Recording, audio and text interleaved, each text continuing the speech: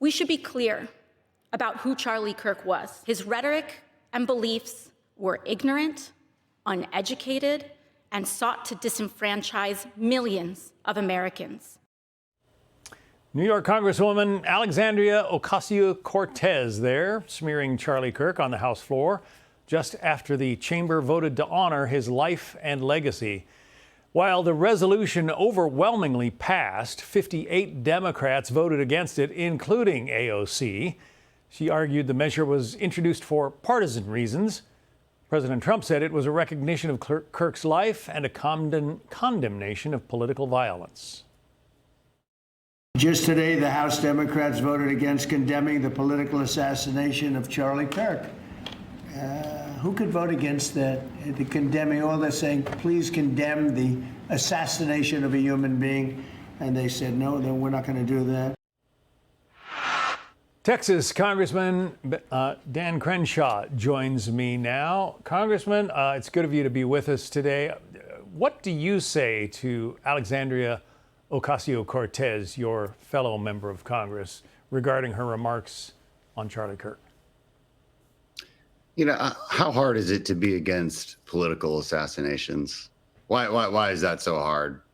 It's not hard for me. I mean, if the same happened to a Democrat activist, it would be easy for me to be against political assassinations and to have some kind of respect for someone who never advocated for violence.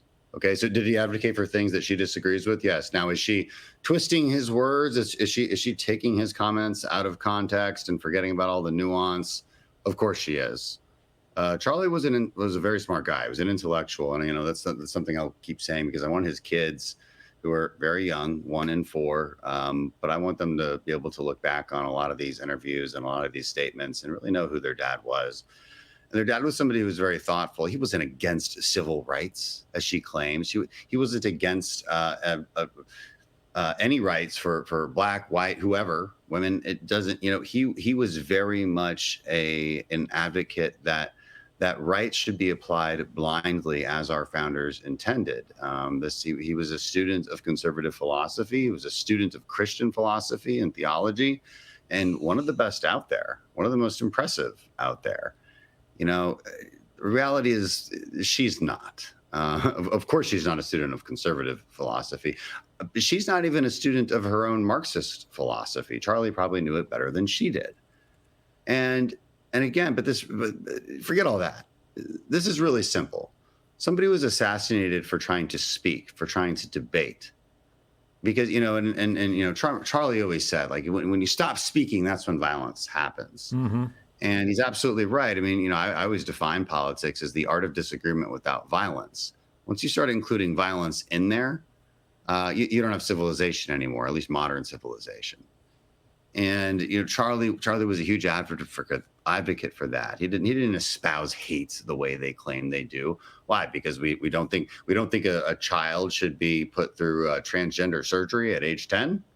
That means we hate transgender people? No, that's absurd. I mean, but this is the kind of arguments that Democrats make, and I'm glad just under 100 of them voted for the resolution. It's an easy resolution to vote for, but it's sad that so many others, I think 58 voted against it, and the rest either abstained or voted present, which is the lamest way to vote, by the way. Yeah. So we'll be there to honor Charlie tomorrow, and his legacy will live on stronger than ever, in my opinion. She called him ignorant and uneducated. Now, he was very open about the fact that he never went to college, but the fact that, coming out of high school at age 18, he founded this organization and built it into something incredible with, I don't know how many employees, but worldwide impact. That's more than people like AOC have achieved in their lives. And also, he's way more well-read than AOC ever was and ever will be. Again, I would easily argue that Charlie Kirk has read more about Marxism and socialism than AOC ever has, even though she claims the moniker of being a Democrat socialist. She's probably never even read the philosophers that created the point of views that she partakes in now. He did. I have. This is why he was such an effective communicator and debater, And one of the last conversations I had with him was I was just giving him a compliment. This was a few years ago. I was giving him a compliment because I just heard a podcast that he did with an avowed socialist. It was a very academic debate, and it was a really good debate. And, it was thoughtful. It was respectful. And I just remember telling him and texting him, like, Charlie, this is you at your best. This is you at your best. And all these other people, they just want to see him at his worst. They want to see an activist. They want to see someone who's like rallying and this and that, because that's all AOC is, by the way. She's just an activist. She doesn't read up on the underpinnings of progressive philosophy, if there even is one. She doesn't read up on that. She doesn't read up on where intersectionality came from and how it turned into what it is today. They don't actually care about their own history. The real conservative intellectuals, and that's what Charlie was, we do read up on that because we want to know what our opponents actually think, and we want to know what the best arguments are to combat that, because that's what politics is supposed to be. It's the art of persuasion. When we say fight, what do we mean by fight? We don't mean shoot somebody who disagrees with us. That's what the left apparently means. They've tried to do it with Trump. They did it to Charlie Kirk. What we mean is we want to go where we're not welcome, and we want to have a debate. We want to talk, and we want to challenge your ideas. And that's what Charlie did in a very profound way on a daily basis. And it cost him his life. And, he knew the risks. That's why he had so much security, but didn't deserve this. Yeah. And I think the left is reeling in a way because they know they're how do they defend this? Yeah. And somehow they're trying to defend it, and it's disgusting.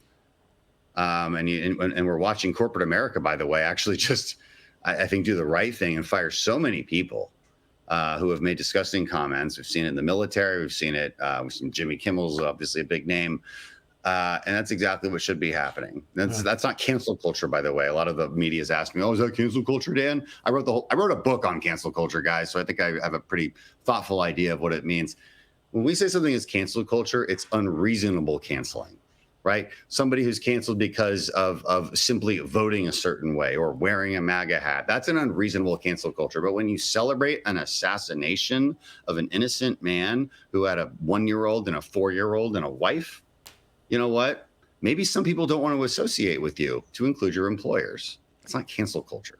Yeah, well, AOC misrepresented his quotes and twisted his words in condemning him on the House floor, and we'll see if there are any repercussions for that. One quick question on the Bagram Air Base.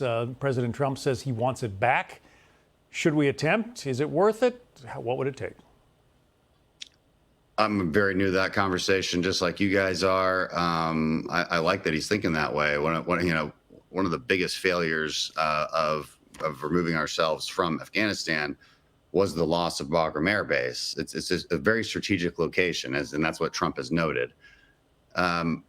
Never should have left it. We put a lot of effort into keeping it. We had a very stable situation when Biden took office. Obviously, Biden decided he would keep some random slogan campaign promise of 0 troops. When you have a promise of 0 troops, it's going to end up in a disaster. So if Trump can negotiate that with the Taliban, I hate even saying those words. Those guys took my eye and my friends, but it would be a big win. It's just because of the geography of it. So I'm very supportive of the president's efforts here. I don't know enough about where that stands to say how exactly we would do it. So a lot more to be seen on that. Yeah, we're watching now as you're talking some of those scenes from the closing days in Afghanistan, and it certainly was a dark day for America, the way it all ended. Texas Congressman Dan Crenshaw, thank you for your service, and thanks for coming on today. Yeah, thanks for having me. Hey, Sean Hannity here. Hey, click here to subscribe to Fox News YouTube page and catch our hottest interviews and most compelling analysis. You will not get it anywhere else.